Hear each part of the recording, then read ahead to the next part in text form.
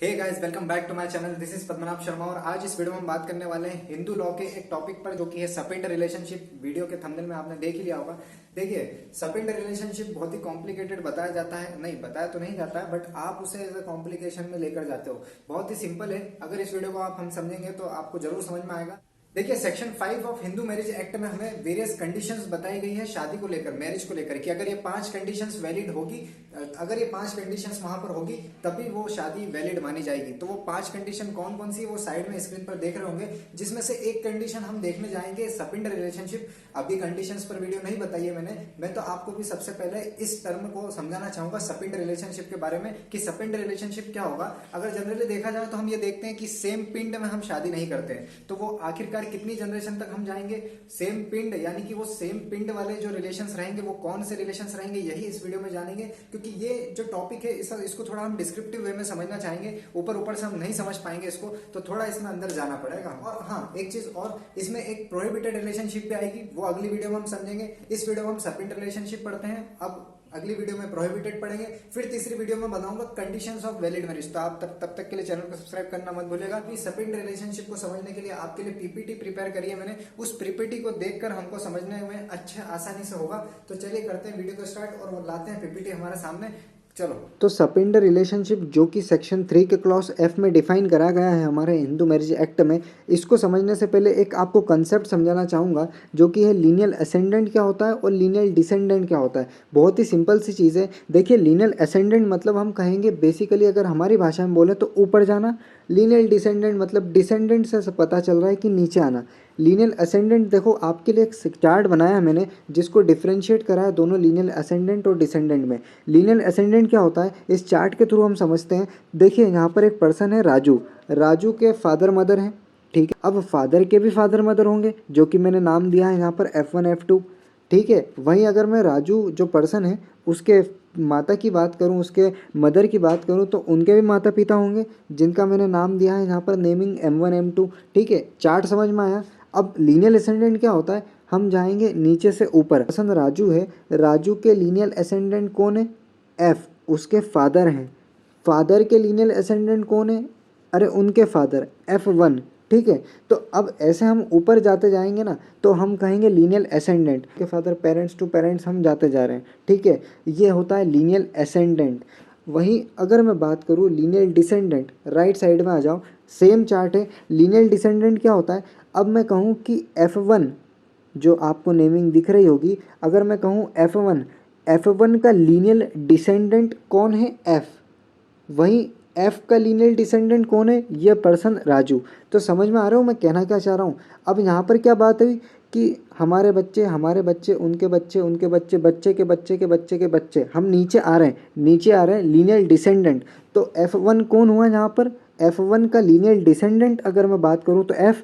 वहीं F का lineal descendant कौन है यहाँ पर, राजू। तो नीचे आ रहे हैं मतलब लीनियल डिसेंडेंट। क्लियर है कंसेप्ट। मैंने फादर को लेकर चला मैं और समझाना चाहा, वहीं हम मदर की साइड से भी समझ सकते थे। तो आप समझ जाओ लीनियल असेंडेंट और डिसेंडेंट क्या होता है। लीनियल असेंडेंट मतलब ऊपर जाना, लीनियल असेंडेंट और लीनियल डिसेंडेंट मतलब नीचे आना। लीनियल असेंडेंट बोले तो हम बात कर रहे हैं हमारे पेरेंट्स के पेरेंट्स के पेरेंट्स के पेरेंट्स की।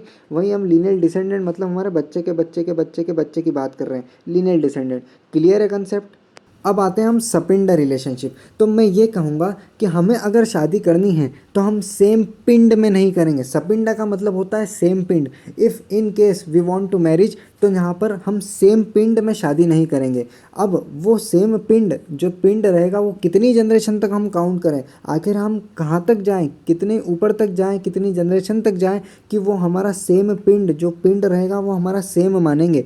तो ये यहाँ पर बताया है कि अगर हम मदर की साइड बात करें तो हम third generation inclusive in the line of accent through the mother, यानी कि मदर की साइड करें, अगर मदर की साइड हम देखें तो हम 3 जनरेशन तक जाएंगे।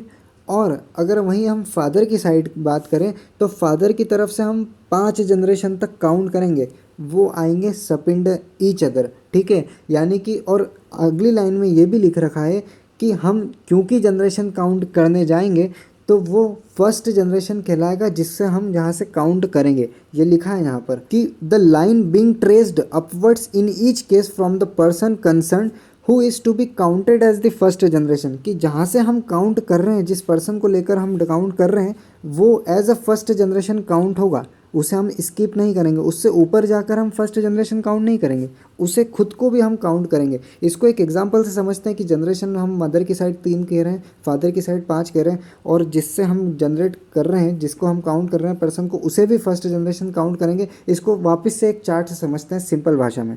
कैसे समझें उसको, देखो यहाँ पर जो व्यक्ति खड़ा है इसका नाम है राजू। अब ये राजू के हैं फादर मदर, यहाँ पर लेफ्ट में फादर और राइट में इसके मदर हैं। इस मदर के भी फादर मदर हैं ऊपर, ठीक है। और अगर मैं फादर की बात करूँ, लेफ्ट साइड में जो है उनके भी फादर मदर हैं, ठीक है।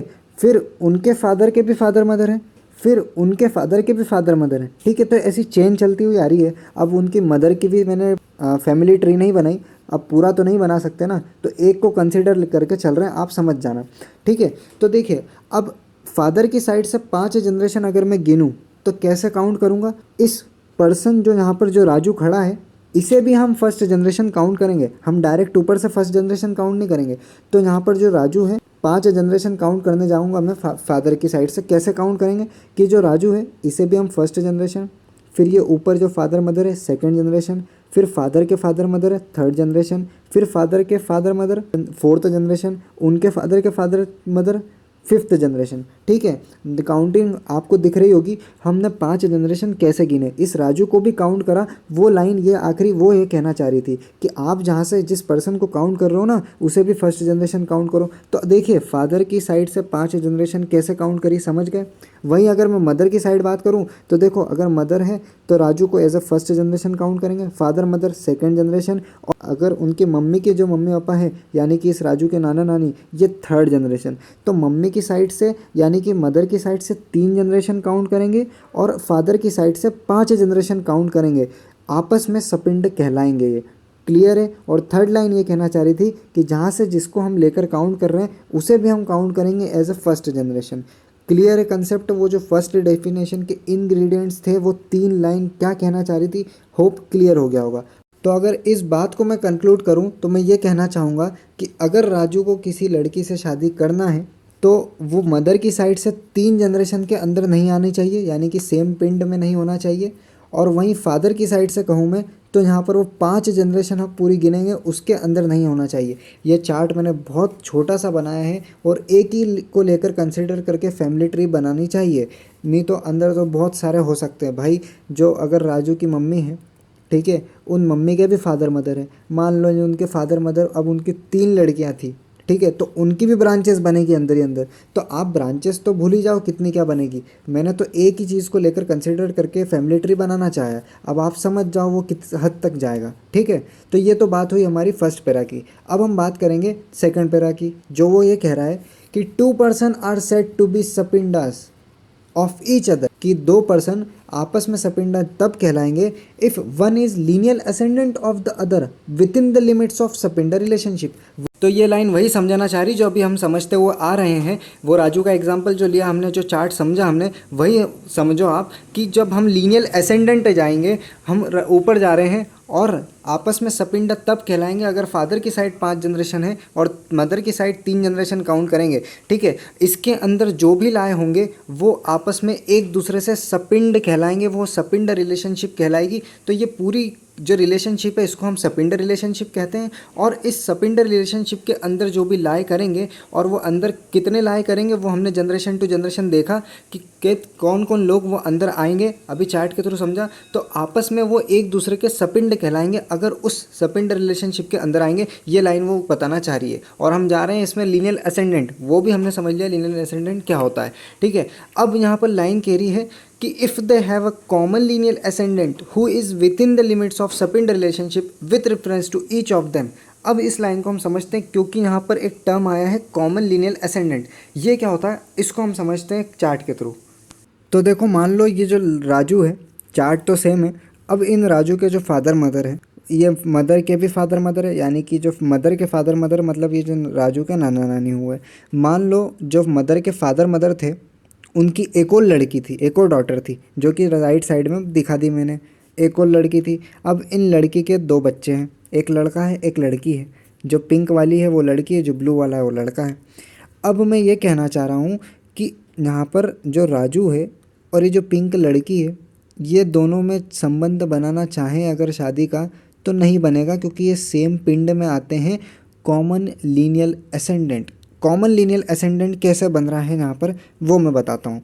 अगर मैं इस लड़की का, जो पिंक कलर की लड़की दिख रही है आपको, इस लड़की का अगर यहाँ पर जनरेशन काउंट करूँ और वो क्या सेम पिंड में लाए हो रहे हैं, कॉमन लीनियल असेंडेंट हम कैसे कह रहे हैं वो जानो आप। देखो ये जो लड़की है ये फर्स्ट जनरेशन, ऊपर इसकी मम्मी सेकंड जनरेशन, फिर ऊपर इनके पापा मम्मी थर्ड जनरेशन, ठीक है। वहीं अगर मैं लड़का का काउंट करूँ तो लड़का फर्स्ट जनरेशन, उसके पापा मम्मी सेकंड जनरेशन और उसके मम्मी के अगर थर्ड जनरेशन। तो देखो कॉमन लीनियल असेंडेंट, कॉमन यहाँ पर आ गया इनका सपिंड, ऊपर जाके कॉमन हो गए, इसको ही हम कहते हैं कॉमन लीनियल असेंडेंट। और लीनियल असेंडेंट इसलिए कह रहे हैं हम, ऊपर जाके हमने एग्जांपल लिया तो कॉमन लीनियल असेंडेंट। तो एक ही यहाँ पर सपिंड, तो यहाँ पर देखा जाए तो सपिंडा एक हो गया, दोनों का सपिंडा, दोनों पर्सन का सपिंडा एक हो गया, सपिंडा रिलेशनशिप में आ गए। कॉमन लीनियल असेंडेंट का जो टर्म था वो ये बोलना चाह रहा है, क्लियर है। और साथ ही साथ इस सेक्शन के एक्सप्लेनेशन में ये बताया गया है कि जितनी भी टर्म्स की यहाँ पर रिलेशनशिप बताई जा रही है तीनों क्लॉज में,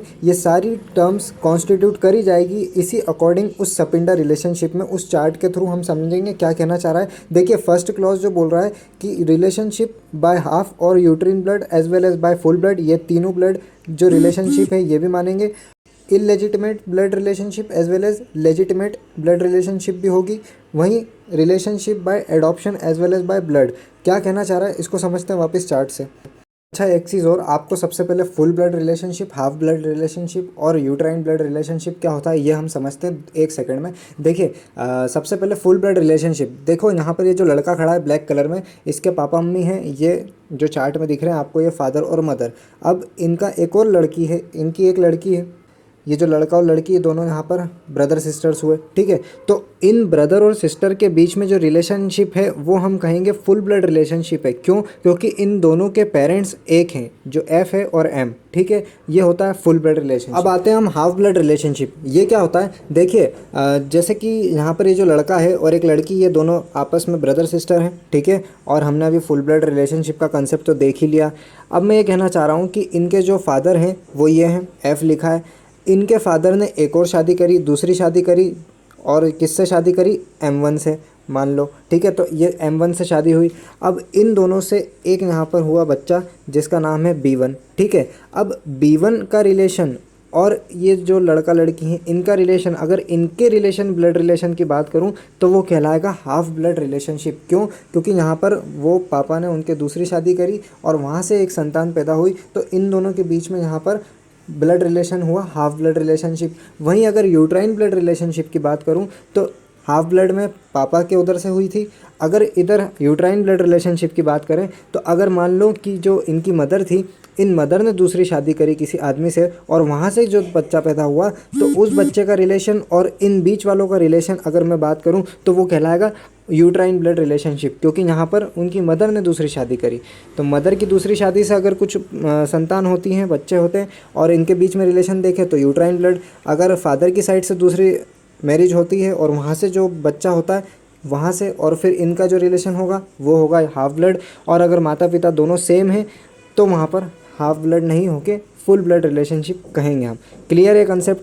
तो यहाँ पर ये चीज़ इंक्लूड करी जाएगी कि वहाँ चाहे फुल ब्लड हो, हाफ ब्लड हो, यूट्राइन ब्लड हो, ये भी सपिंडा के अंदर आएंगे, ये भी सपिंडा रिलेशनशिप में आएंगे और एक दूसरे के सपिंड होंगे, ठीक। फिर दूसरा क्लॉज उसमें ये था कि लेजिटिमेट और इलेजिटिमेट दोनों वहाँ पर माने जाएंगे। मतलब देखो क्या कहना चाह रहे हैं कि मान लो जैसे ये जो लड़का है राजू, इनके पापा मम्मी ये थे फादर मदर, इनकी मदर के पापा मम्मी वो थे जो लिखा F1 और M1, ठीक है। अब इनकी जो दूसरी यहाँ पर बेटी थी डॉटर 1 जो हमने लिखा, डॉटर 1 के 2 बच्चे थे, जो पिंक वाली लड़की थी और ब्लू वाला लड़का था, ठीक है। अब मान लो कि जो डॉटर 1 की जो पिंक वाली लड़की थी ये इलेजिटिमेट चाइल्ड थी, ठीक है। जो डॉटर D1 है, इनकी जो लड़की है पिंक वाली, ये पिंक वाली जो लड़की है ये इलेजिटिमेट चाइल्ड थी। तो इलेजिटिमेट चाइल्ड हो वो भी कंसिडर्ड करा जाएगा, तो वो भी सपिंडा में आएंगे, सेम पिंड में माने जाएंगे। ऐसा नहीं कि इलेजिटिमेट चाइल्ड है तो हम नहीं मानेंगे।